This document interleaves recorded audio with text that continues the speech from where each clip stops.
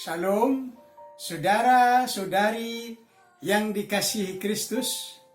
Jumpa kita pada kesempatan ini melalui renungan harian GKI Kuitang. Hari ini Senin 12 Juli 2021 bersama saya Pendeta Emeritus Arti Sembiring. Firman Tuhan kita renungkan pada kesempatan ini diambil dari kitab 2 Samuel 12 ayat 15 sampai 16 yang berbunyi demikian. Dan Tuhan menulahi anak yang dilahirkan bekas istri Uria bagi Daud sehingga sakit. Lalu Daud memohon kepada Allah. Oleh karena anak itu, ia berpuasa dengan tekun. Dan apabila ia masuk ke dalam semalam-malaman itu, ia berbaring di tanah. Demikianlah firman Tuhan ini. Orang berbahagia yang mendengar dan melakukan dengan tekun firman Tuhan. Amin. Dari firman Tuhan ini, kita mengambil tema, merumuskan tema, berdoa dan berpuasa. Saya rasa tema ini sangat familiar bagi kita, berdoa dan berpuasa. Tentu kita semua menamakan diri kita sebagai orang yang berdoa. Karena berdoa telah menjadi bagian hidup kita. Doa itu telah melekat dalam diri kita. Semua suasana yang kita alami, kita sampaikan kepada Allah dalam doa. Berpuasa dilakukan bukan sekedar tidak makan dan tidak minum, tetapi ada yang mengisi dari puasa yang kita lakukan itu. Namun, ada saatnya puasa itu merupakan seremoni saja, seperti yang dilakukan oleh kaum Farisi di dalam Alkitab.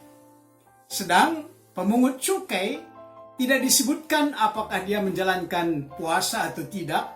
Kalau kita lihat dari Lukas 18 ayat 13, perumpamaan Tuhan Yesus, dua orang yang datang berdoa ke bait Allah. Saudara-saudari, kita belajar dari kehidupan Raja Daud yang berdoa dan berpuasa dengan tekun untuk menyampaikan permohonannya agar Allah menolong anaknya yang masih balita itu supaya disembuhkan. Karena itu tema kita berbunyi berdoa dan berpuasa, yang kita lihat contohnya yang dilakukan oleh Raja Daud. Sebagai raja, dia berdoa dan berpuasa dengan cara yang menarik perhatian para pejabat-pejabat kerajaan yang baru sekali itu mereka saksikan doa dan puasa Daud seperti itu. Mungkin bisa disebut Daud pada saat itu bermeditasi, menyatakan hubungannya secara pribadi dan menyampaikan perkara yang sangat mendesak kepada Tuhan dalam dirinya. Dia bermeditasi yang penuh dengan perjuangan untuk kesembuhan anaknya. Mendengar anaknya yang lahir dari istrinya Batseba, janda yang ditinggal oleh Uria, seorang panglima perang yang baik. Anak itu sakit karena Tuhan. Suatu perasaan duka yang bercampur di dalam hatinya. Karena apa? Karena anak itu hasil dari perselingkuhannya sebelum Uria tewas dalam peperangan suami Batseba ini. Perbuatan perselingkuhan itu telah ditegur oleh Tuhan melalui Nabi Nathan. Atas teguran itu, Daud menyatakan pengakuan dosanya yang sangat mengharukan. Kita boleh baca dalam Mazmur 51. Kasihanilah aku ya Allah, yang berdosa ini. Aku sadar akan pelanggaranku. Silakan Bapak Ibu, saudara-saudari membaca pengakuan dosa Raja Daud dalam Mazmur 51. Dia mengakui bahwa walaupun dia telah dipilih oleh Allah menjadi raja, namun dia hanya manusia yang minta dikasihani. Dan ternyata saat ini dia merengek-rengek agar dosanya diampuni setelah ditegur melalui Nabi Nathan. Maka dengan kelahiran anak yang penuh masalah bagi Daud ini menjadi satu tonggak pembaruan hidup dari perselingkuhan, bertobat, dan dia mau hidup dari pengakuan dosanya. Mazmur 51 itulah tonggak pembaruan hidup Raja Daud. Anak yang dilahirkan itu merupakan monumen bahwa dia tidak ditinggalkan oleh Tuhan walau sudah berselingkuh, karena diampuni dosanya yang disampaikan oleh Nabi Nathan. Dia tidak ditinggalkan walau sudah berselingkuh. Tapi jangan coba-coba berselingkuh. Anak itu bukan anak biasa, tetapi anak luar biasa bagi Daud. Karena di dalam anak itu terungkap siapa dirinya yang sudah menjadi raja ini. Yaitu tak lain seorang manusia yang tidak ada apa-apanya.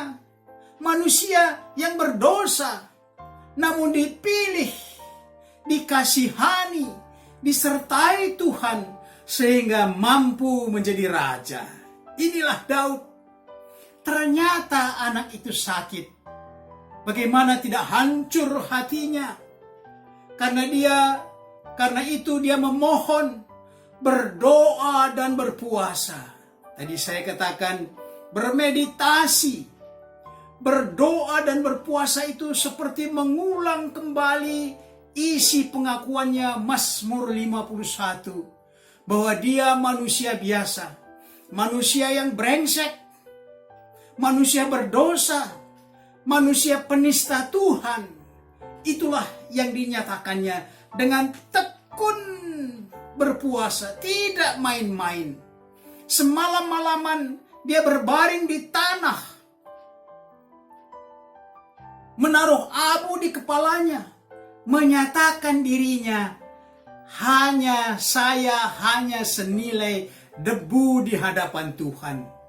Dan itu dijalaninya 7 hari. Ternyata anak itu meninggal.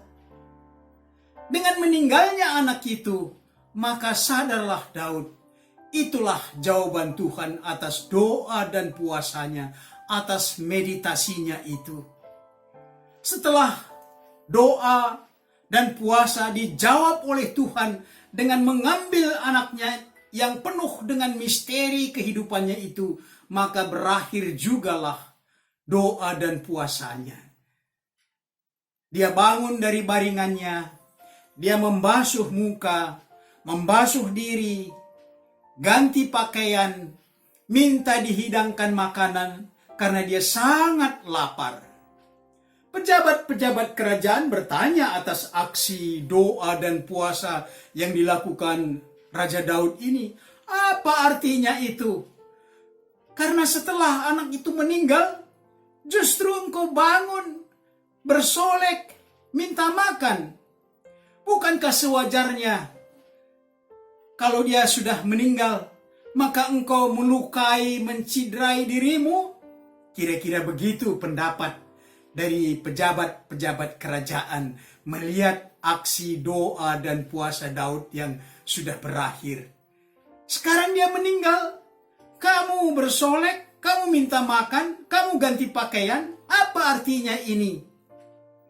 Tetapi inilah jawaban Daud. Apa katanya? Selagi anak itu sakit, aku memohon kesembuhannya. Kalau sudah sekarang ternyata dia mati, maka akulah yang akan menyusul dia di dunia kematian. Maka tenteramlah sekarang hatiku. Demikian dinyatakan oleh Daud. Mari saudara-saudari, kita aplikasikan renungan ini yang bertema berdoa dan berpuasa dengan pokok sebagai berikut. Pertama, sejauh mana Anda mengenal diri di hadapan Allah? Yang kedua, adakah peristiwa atau keadaan khusus yang menyadarkan siapa Anda di hadapan Tuhan? Ya, itu kaitannya pokok pertama dan yang kedua. Yang ketiga, kalau Anda mendapat hal yang berlawanan dengan apa yang Anda minta kepada Tuhan dalam doa, tidak dikabulkan, malah bertentangan dengan permintaan dalam doa itu, apa reaksi Anda? Mari berdoa. Bapa kami yang di sorga, kami memahami dan menyadari hidup kami yang lemah, penuh dengan cacat celah, tak luput dari salah dosa dan kebebalan hati kami. Tuhan memberi kesempatan untuk kami mengakui salah dan dosa kami. Dalam kemurahan Tuhan, kami membangun hidup kami selanjutnya agar lebih baik dari kesalahan-kesalahan yang kemarin. Kami bersyukur mempunyai akses, jalan, media untuk berbicara dengan Tuhan. Itulah doa. Kami berdoa bagi teman-teman kami yang sakit terinfeksi COVID-19 yang mencemaskan ini. Tolong mereka agar pulih kembali kesehatannya. Karuniakanlah kebutuhan-kebutuhan mereka sampai pulih kembali. Karuniakanlah hikmat kepada pemerintah dan anggota masyarakat kami, agar usaha yang kami jalankan untuk menghentikan pandemi COVID-19 ini berhasil dengan baik. Inilah doa kami ya Bapa, dalam Kristus Tuhan dan Juru Selamat kami. Amin.